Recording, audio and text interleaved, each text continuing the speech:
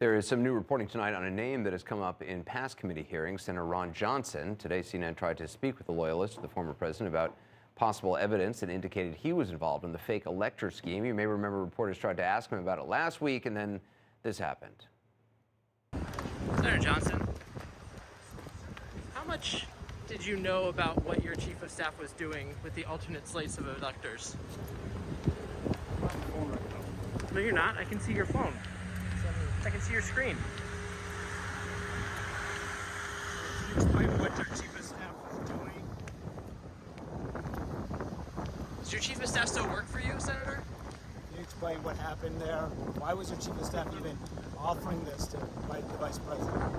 As a complete non-story, we've issued a statement, and this is a non-story. You can't fool a millennial reporter with a phone trick. It just doesn't work. He wasn't on the phone. Joined now by CNN Chief Congressional Correspondent Manu Raju, one of those reporters who chased down Senator Johnson last week, caught up with him again today. What did Senator Johnson have to say about today's hearing? Well, nothing, Anderson. In fact, on the way in and on the way out of an event he had this afternoon in Milwaukee, I tried to catch up with him, try to ask him questions about the hearing, about what happened last week, and other issues as well. On the way in, he didn't want to answer questions. And on the way out, he snuck out the back of the event room and declined to answer any questions. Watch. Senator Johnson, give a second. Senator Johnson, give a second before you go in. It's right there. Senator, you have a quick second.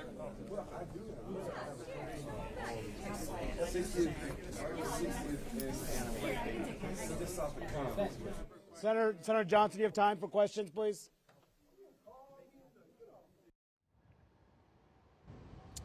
So he has been under quite a bit of pressure over the fake electors issue, as you mentioned, Anderson, after the committee did reveal last week that his chief of staff reached out to Pence's office saying that the senator wanted to deliver fake electors for Wisconsin and Michigan. He has downplayed that when I have asked him that last week on several occasions, but he has also downplayed January 6th as well, suggesting it was not an armed insurrection. And when I tried to ask him about that as well, Anderson, no response.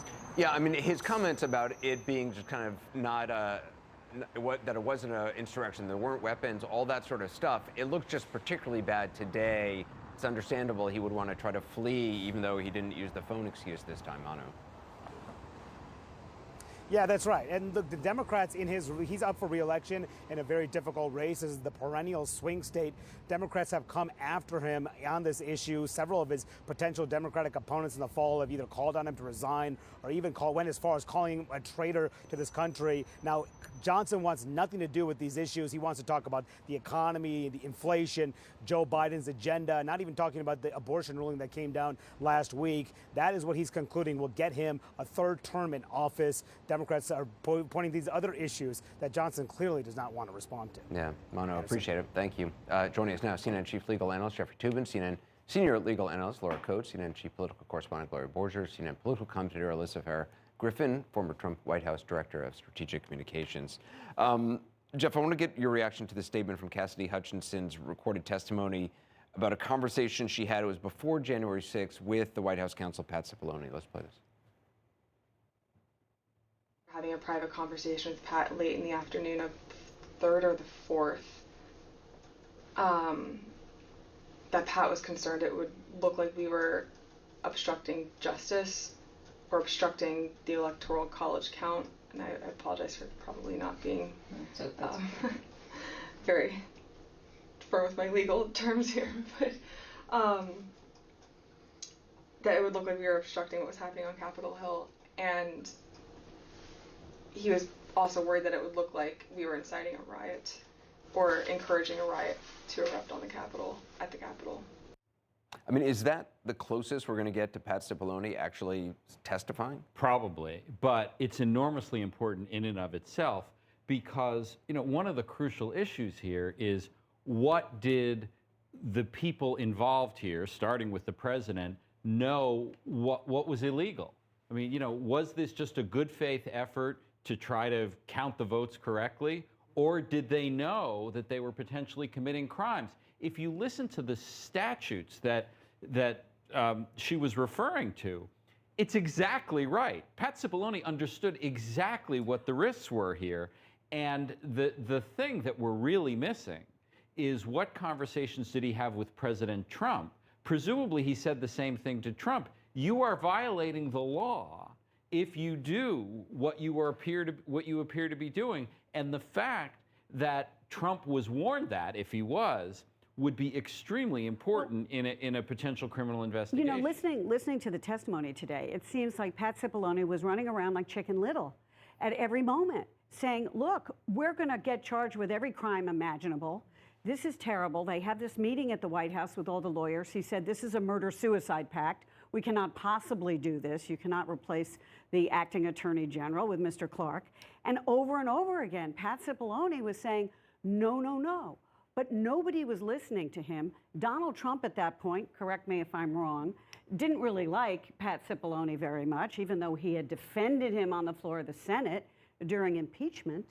And so you have your White House counsel trying to set up this, you know, human speed bump to everything, and everybody just ran him over. But you know who listened? The DOJ at one point. I mean, you mentioned the idea of whether Pat Cipollone will testify or not. Think of how many times we've heard his name be mentioned. When DOJ, Jeffrey Rosen, Richard Donahue, we heard from the Vice President's counsel, I believe, at one point in time talking about the same thing. The idea of all these people, this was not a knee-jerk reaction. It was like, well, hold on, I wonder if there's a violation of the law.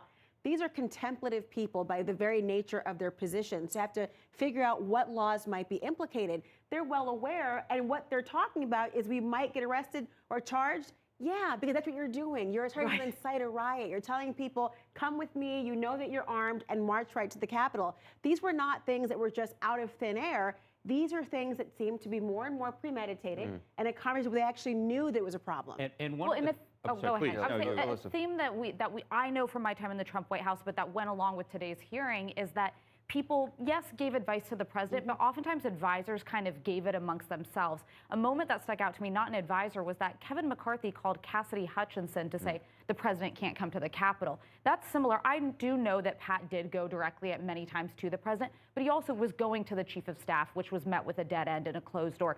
And that was consistent throughout his presidency, but especially in these final few months. So I'm actually not sure what actually got to the former president in terms of this is illegal, you can't do this. There was a fear factor involved. The portrayal of the former president that Cassidy Hutchinson gave, I know you had left you were left in December.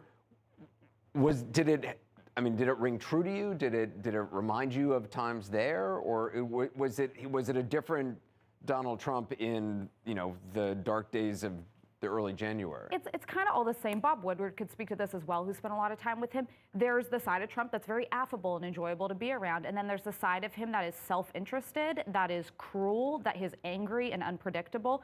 I saw both sides consistently when I was there, but it did start to unravel in those final days. I think a lot of close aides started to walk away or even just disconnect and stop showing up to work regularly. And that's when the worst instincts kicked in, and where the Rudy Giuliani's and the Sidney Powell's got to him. And from the testimony that Mark Meadows is scrolling on his phone rather than giving him sound counsel. But we do know that some people did get to Trump. I mean, Ornato got to Trump and said there are weapons at this rally. This is dangerous. Told him directly. I mean, I get a sense that you only got to Trump when you really had to get to Trump. And by the way, that was the smoking gun to me. He knew there were weapons. He knew people were going to the Capitol with him, and he still told people to go to the Capitol. And here's the question for the Department of Justice about those weapons. A lot of those people with those weapons are being prosecuted right now, and they are getting enhanced sentences because they had weapons. Now you have the President of the United States knowing that they had weapons, still encourage them to go to Congress, to head to the Capitol. So how is it fair, how is it just that they get prosecuted and the person who was ultimately responsible does not get prosecuted? That's a question for the Justice Department. Jeff Toobin, Laura Coates, Gloria Borger, Alyssa Farah Griffin, thanks so much.